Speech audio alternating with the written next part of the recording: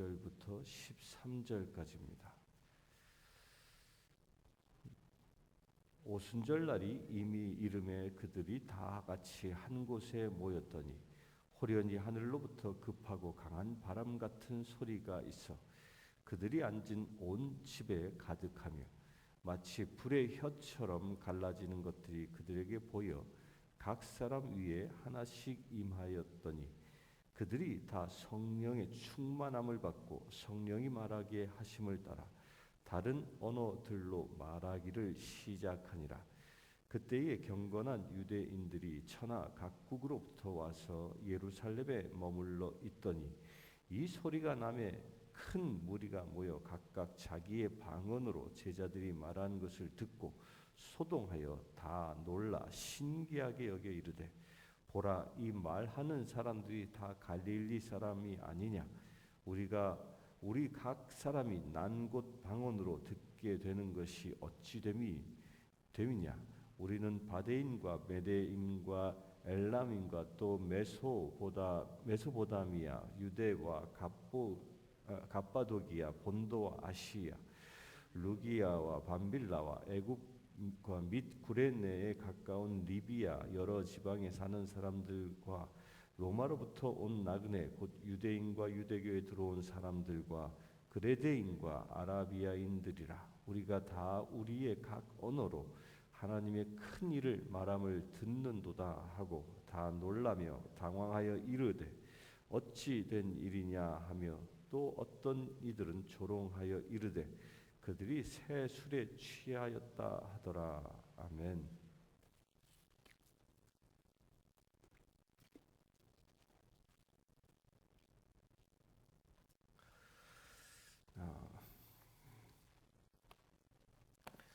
방송 장비에 갑자기 알 수 없는 문제가 생겨서 음향 송출이 깨끗하게 큰 소리로 나가지 못해서 지금 듣고 계신 분이 계시나 본데 최대한 소리를 크게 해서 아니면 이어폰으로 이렇게 음을 좀 증폭해서 들으시면 좀 들릴지 모르겠습니다.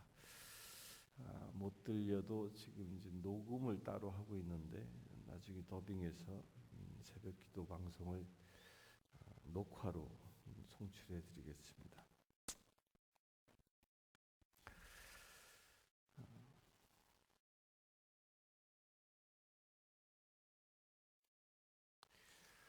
오늘은 이제 사도행전에 드디어 성령님이 임하시는 사건이 기록되어져 있습니다. 특별히 오늘은 이제 오순절이 되어져서 오순절날 한 곳에 모여서 기도하는 가운데 성령이 임하는 기록입니다. 이 오순절은 유대인들의 큰 축제 중에 하나인데 특별히 오순절 기간은 무엇을 의미합니까? 오순절은 모세가 시내산에서 십계명을 받은 것을 기념해서 지키는 명절입니다. 축일입니다. 그런데 이 시내산에서 율법을 받은 그날 성령이 임하는 역사가 일어난다는 겁니다. 구약 성경과 신약에서 이 구약의 이 절기들과 또 신약에서 예수 그리스도께서 행하시는 사역들을 이 구약의 절기들과 상당히 매치되어져 있습니다. 그 예수님이 고난 받으시고 십자가에 못 박히신 때가 언제입니까? 그때는 유월절 기간이에요. 유월절 기간. 유월절은 무엇을 상징하냐면 이스라엘이 에집트에서 출애굽할 당시에 그 마다들을 하나님이 다 칠 때에 그때 이스라엘 사람들은 양을 잡아서 양의 피로 문설주의 발음으로 인하여 죽음의 사자가 그 유대인들을 비껴가고 그리고 유대인들만 살아나는 역사가 일어난 그 사건, 그 유월절 사건 때 예수님은 십자가에 피 흘려 돌아가십니다. 그로 인하여 죽음의 권세로부터 승리하는, 그래서 예수 그리스도의 피의 은혜를 받은 사람들은 사망 권세의 그 영향력으로부터 끊어지는 역사가 이 유월절인 겁니다. 곧 신약의 유월절은 예수님의 피의 사건이다는 겁니다. 그리고 신약에 이제 오순절이 도래했는데, 이 오순절은 모세가 시나이산에서 율법을 받은 그날인데 바로 그날 성령이 임하십니다. 근데 왜 하필이면 모세가 율법을 받은 그 오순절날 성령이 임하시는가? 여기에는 아주 중요한 의미가 있기 때문입니다.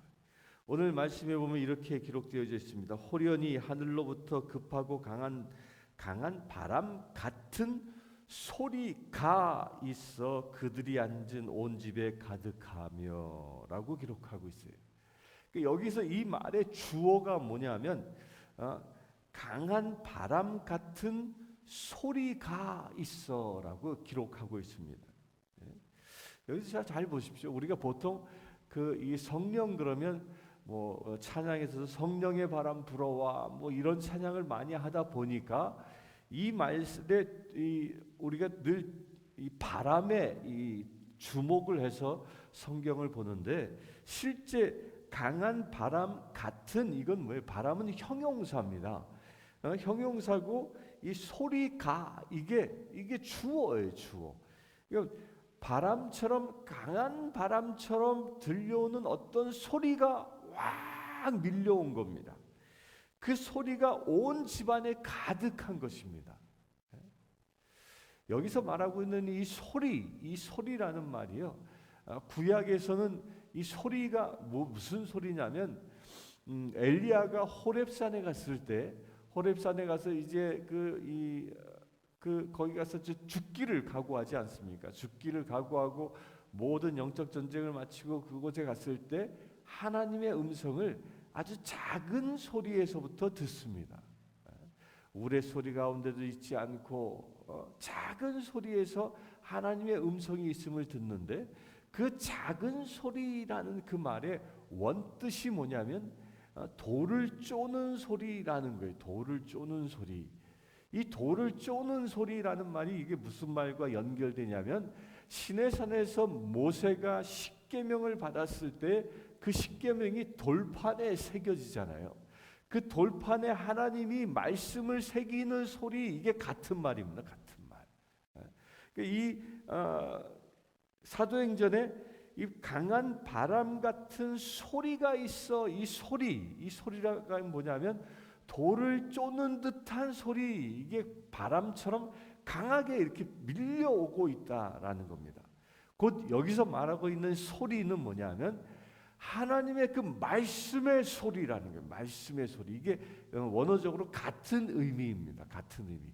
그게 사람들의 귀에는 아주 바람처럼 그냥 강한 스톰과 같은 그런 폭풍과 같은 소리로 들렸을 뿐이지, 본래 의미는 하나님의 그 말씀들이 온 집안에 충만하게 임했다는 겁니다. 늘 이것은 또 성경과도 연관이 있는 겁니다. 이 성경 말씀은 누가 쓰신 겁니까? 성령 하나님이 사람들을 대필자로 세워서 쓰신 거거든요. 성경의 저자는 성령님이에요. 그 성령님이 이 땅에 임하시는 사건, 그 사건이 하나님의 말씀으로 임하고 있다는 거예요. 말씀으로. 이게 2절에서 말하고 있는 바인 겁니다. 그래서 이 성경 말씀과 이 하나님의 말씀, 그리고 성령의 역사와 이 하나님의 말씀 사역은 뗄래야 뗄 수 없는 겁니다. 우리가 성령에 의하지 아니하고 성경 말씀을 제대로 알 수 없는 겁니다. 이 성경의 신비는 성령님이 우리의 눈을 열어주지 아니하면 한 절 한 절에 담겨져 있는 그 생명의 열매를 우리가 취할 수 없습니다. 따라서 성령의 기름 부으심이 있을 때 이 성경 말씀들이, 이 로고스로 문자로 주어진 말씀들이 레마로 내 안에 살아있는 생명으로 올 수 있게 되어지는 겁니다. 그래서 성령 받는다라는 그 말은, 우리가 성령 받는다라는 이 말 자체는 그냥 단순히 어떤 영적인 체험만이 아니라 성령을 받으면 말씀이 열리는 역사가 그래서 일어나는 겁니다. 그래서 성령 받았다라는 그 한 징표가 뭐냐면, 성령을 받은 사람들은요, 이 성경 말씀을 읽어 나갈 때 정말 이 말씀 구절 구절들이 꿀송이보다 단 그런 영의 양식으로 느껴지게 되고, 또한 내가 눈물 없이는, 감동 없이는 볼 수 없게끔 되어진다는 거예요.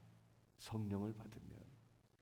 근데 성령이 내게 임하지 않으면요, 이 말씀들이 내가 보여지지 않습니다. 아무리 집중해 읽으려 하더라도 그것을 제대로 그 의미대로 그 말씀 구절 구절이 내 안에 생명의 양식을 얻을 수 없게 되어진다는 겁니다. 왜? 성령이 임하지 않았으니까. 이 초대교회에 하나님의 영이 임함으로 인하여 그 제자들이 그때부터 입이 열리는 역사가 일어납니다. 왜? 하나님의 영이 그들에게 임했기 때문입니다.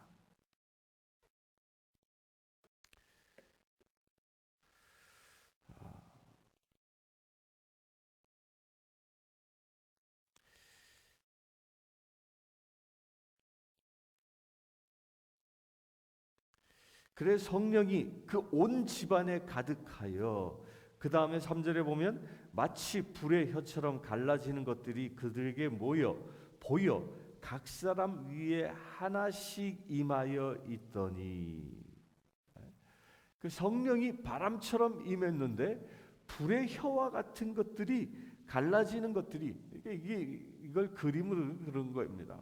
하늘에서 불덩이가 이렇게 내려왔는데, 하늘에서 내려온 그 불덩이가 각 사람에게 쫙 불꽃으로 그 혀처럼 각 사람에게 쭉 임하는 그런 광경인 겁니다. 그런 광경이 한 사람 한 사람에게 임한다는 겁니다. 여기서 중요한 것이 이것입니다.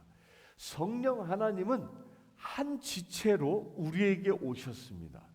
그 한 지체로 우리에게 오셨는데, 그 우리 한 사람 한 사람에게 당신 전체의 그 인격이 우리에게 각 사람에게도 임하여 계시다는 겁니다.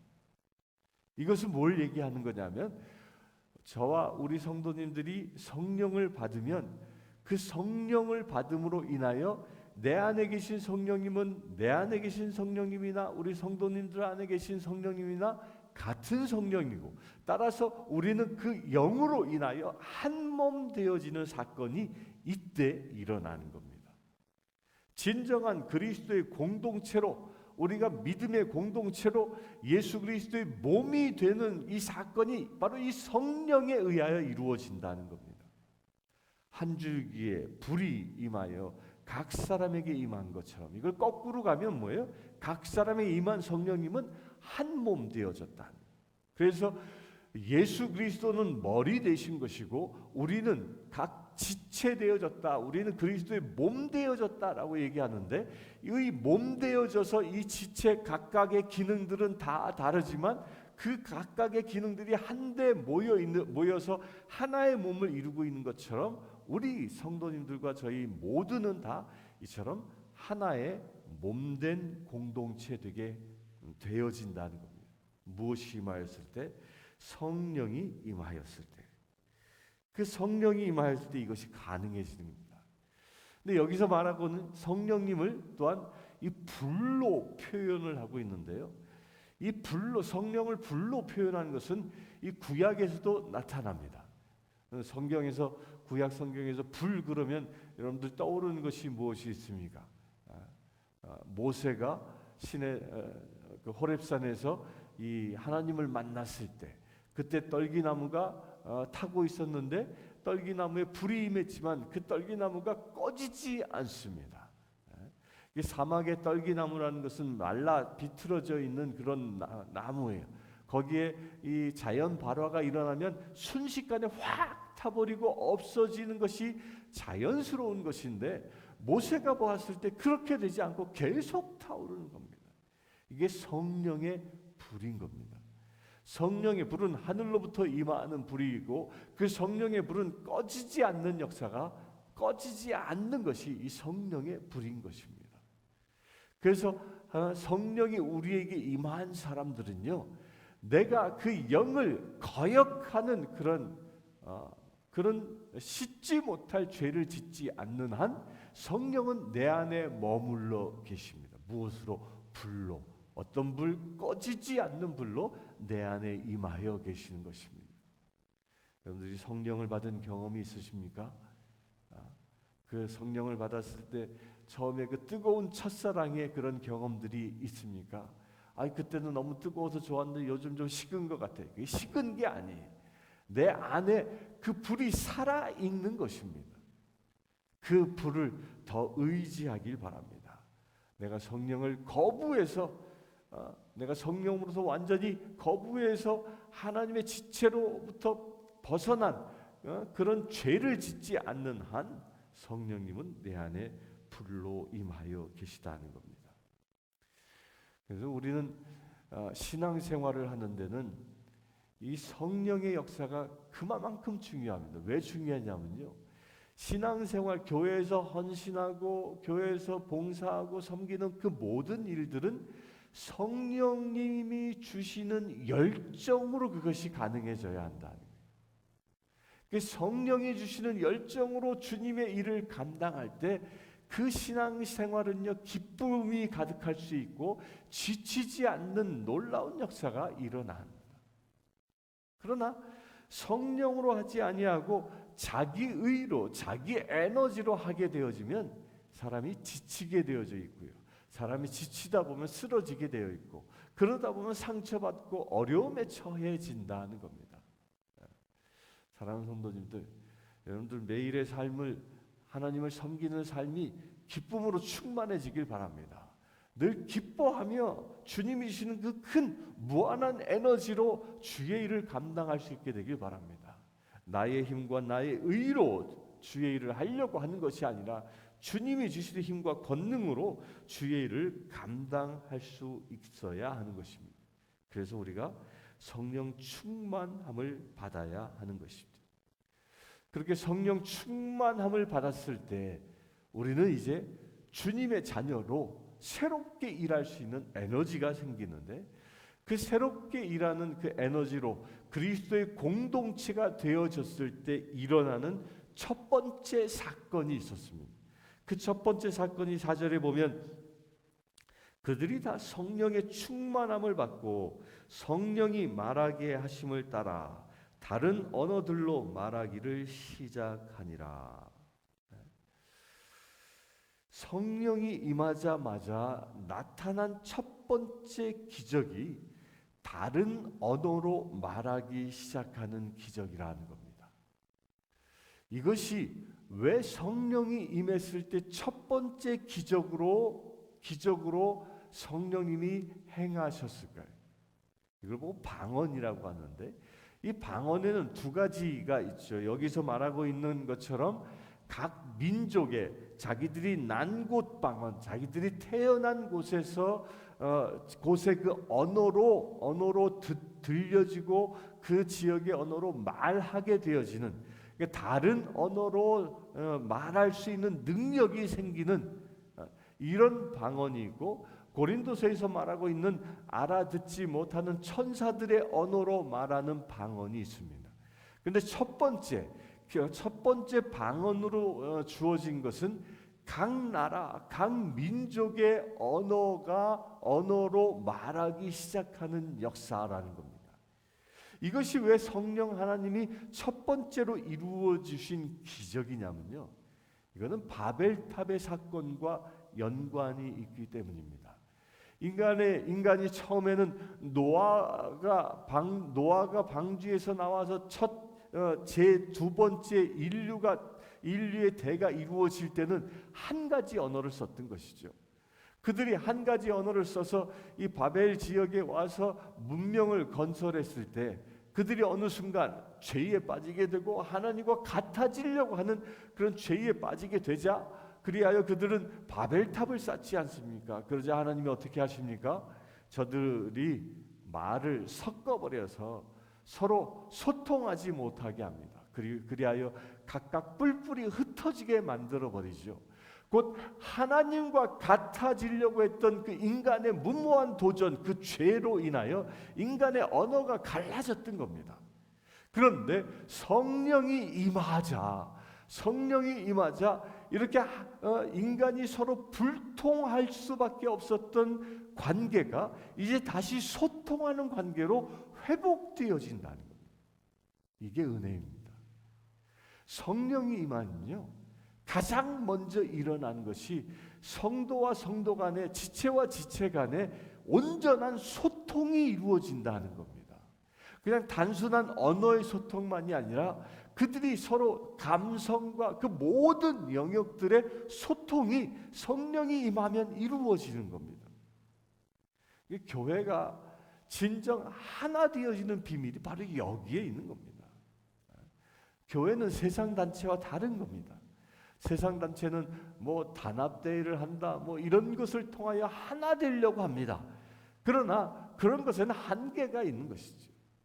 진정 성령이 모든 성도들 가운데 충만하게 임하게 되어지면 그 성도들 간에 있었던 각각의 감성의 벽들, 뭐 문화의 차이들, 뭐 이 모든 것들이 허물어지고 주 안에서 하나 되어지는 역사가 일어나는 것입니다. 제가 상주교에 있을 때 상주교에서 그 소마라고 세계 성공회가 세계 성공회 이 평신도들 단체들 가운데 성령 사역만 하는 단체가 있습니다. 그 소마 팀인데 그 소마 팀이 제 상주교에 그 초청을 해서 왔어요. 거기서 이제 세계 7개 국가의 평신도 지도자들 또 이 성직자들이 와서 컨퍼런스를 했습니다. 전국에 있는 성공의 성직자들 또 신자들이 한 100여 명 모여가지고 거기서 컨퍼런스를 했는데 그때 놀라운 것이요. 그 소마에 참여한 강사진이 한 7명 또 이 중보팀까지 하면 그때 한 10여 명 정도가 오셨는데 다 처음 보는 사람들. 그런데 처음 보는 사람들이었음에도 불구하고 성령의 은혜 가운데 있으니까요. 아주 오랜 지기처럼 느껴집니다. 그 각국에서 다 모인 사람들이 성령의 불 가운데 임하니까 그들 가운데 서로 친한 하나님의 큰 사랑으로 한 공동체가 되어지는 놀라운 역사를 경험하게 되는 겁니다. 이 성령님이 하시는 이 각국의 언어로 말하게 하는 이 사건이 뭐라고요? 서로 간의 소통을 이루게 하신다는 겁니다. 이게 성령님의 놀라운 사역입니다. 그래서 또한 이 성령님이 이 소통하게 하는 데에는 언어를 통하여 소통하게 합니다. 그리고 이 제자들이 성령을 받아 이제 세상에 나가 복음을 선포하게 되어지는데 이 복음을 함으로 인하여 복음을 선포하는데 이 복음의 선포가 무엇입니까? 복음의 선포가 생명을 나누는 선포라는 겁니다. 우리 세상 사람들은 성령을 받기 전에는요, 우리 입술이 무엇을 즐겨합니까? 입술이 즐겨하는 것은 험담이고 저주의 말이고 불평이고 이런 것들이 입술이 즐겨합니다. 그러나 성령이 임하게 되어지면 이 저주하는 말이 축복의 말로 바뀌어지게 됩니다. 남을 헐뜯는 이 험담이 칭찬하는 말로 바뀌어지게 되는 겁니다. 불평불만으로 가득 찼던 이 입술이 감사의 말로 바뀌어지게 됩니다. 이게 언어의 변화인 거예요. 내가 사용했던 나의 언어 습관도 바꾸게 하는 것입니다. 왜일까요? 이 저주의 말은 서로 간에 더 깊은 골을 만들어 불통케 합니다. 그러나 서로 축복하는 말은 서로 하나 되게 만들기 때문입니다. 서로를 욕하고 험담하는 말은 서로에게 상처를 주어 서로가 원수 맺게 만듭니다. 그러나 칭찬하는 말은 서로의 마음을 녹여 서로의 마음을 훈훈하게 서로가 하나 되어 마음을 나눌 수 있는 관계로 만들기 때문입니다. 우리가 불평하는 말은 하나님과 우리의 관계를 소원하게 만들지만, 감사하는 말을 하게 되어지면 하나님과 우리가 다시 소통하는 역사가 일어나기 때문입니다. 이게 언어의 변화인 겁니다. 단순히 다른 이국의 말로 표현하는 것만이 아니라 내가 사용하는, 내가 즐겨 쓰고 있는 단어가 바뀌는 역사가 일어나는 겁니다. 그래서 사도들도 바로 이런 역사가 일어났던 겁니다. 불평하였고 또한 의심하였던 제자들, 또한 두려움에 사로잡혔던 제자들이 그 모든 의심들을 떨치고 두려움을 떨치고 세상에 나가 복음을 증거한 것처럼 심성이 변화되어지는 역사가 성령을 통하여 이루어진다는 겁니다. 이것을 믿으시길 바랍니다.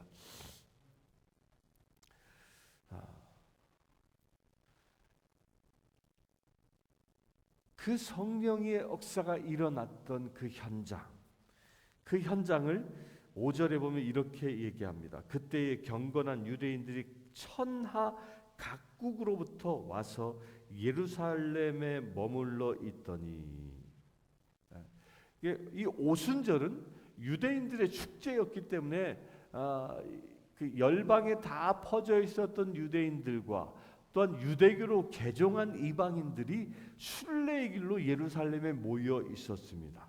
여기서 말하고 있는 천하 각국에 대한 예로 9절부터 11절까지 쭉 이야기하고 있는데요. 그 나라 이름, 지명 이름들이 기록되어져 있는데, 이것은 그때 당시 유대인들이 가지고 있었던 세계관이에요.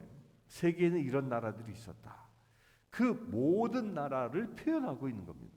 그래서 말씀에 천하 각국이라고 얘기하는데, 이 천하 각국이란 말이 의미하는 바가 무엇이냐면, 왜 천하 각국에서 모여든 사람들에게 이 성령의 첫 번째 사역이 나타났냐면, 하나님의 역사는 이제 유대인의 그 테두리를 넘어 온 세상 열국까지 전파되어져야 한다라는 그 메시지의 출발인 겁니다. 우리 이 사도행전 강의 이 두 번째 날에 보았죠.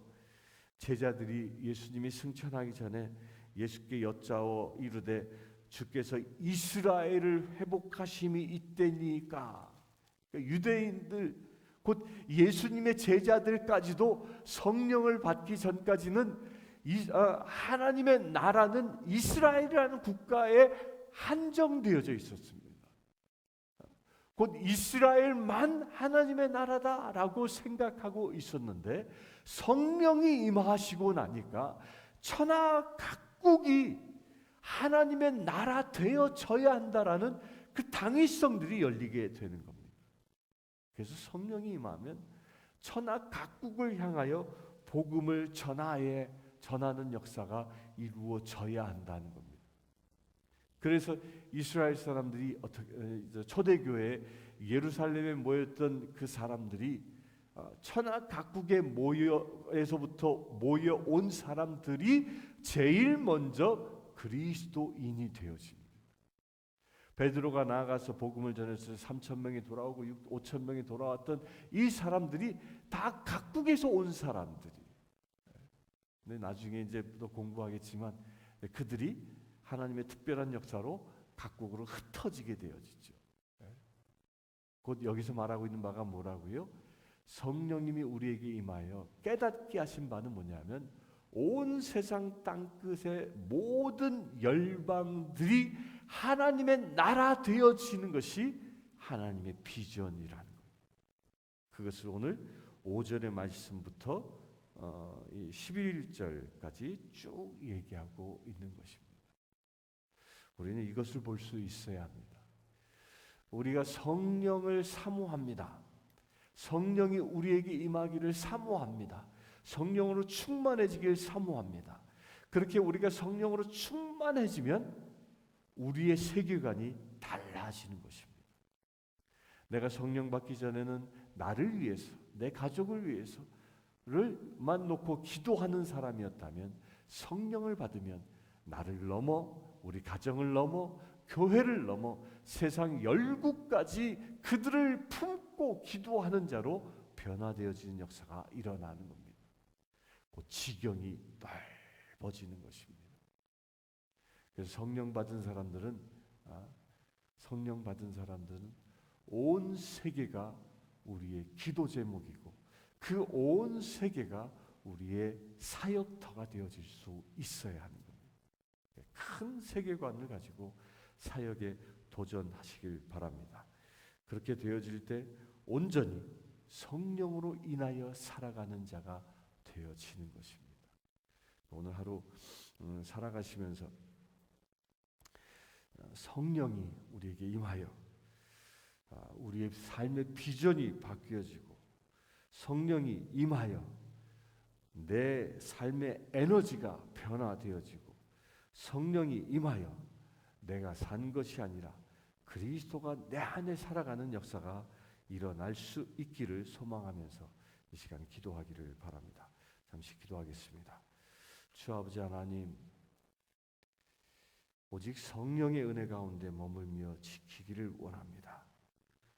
주님, 이곳에 임하여 주신 성령 하나님, 지금 예배하는 모든 심령들에게 충만케 하셔서 오늘 주신 말씀대로 우리의 모든 벽을 넘고 장벽을 넘어 서로 하나 되어지는 놀라운 역사가 일어나게 하여 주시옵소서. 또한 오늘 주신 말씀대로 하나님의 비전을 취하며 나아갈 수 있는 거룩한 채들 되게 하여 주시옵소서. 우리 주 예수 그리스도 이름으로 기도드리옵나이다. 아멘. 아프리카 케냐의 마소교 교회 고아원생 발라리는 여자아이입니다. 발라리는 초등학교 8학년입니다. 발라리는 꿈조차 가질 수 없는 형편이기에 꿈도 없이 자라고 있습니다. 이 아이는 매달 학비와 점심 식사 비용으로 30불이 필요합니다. 이 아이의 후원자를 찾고 있습니다.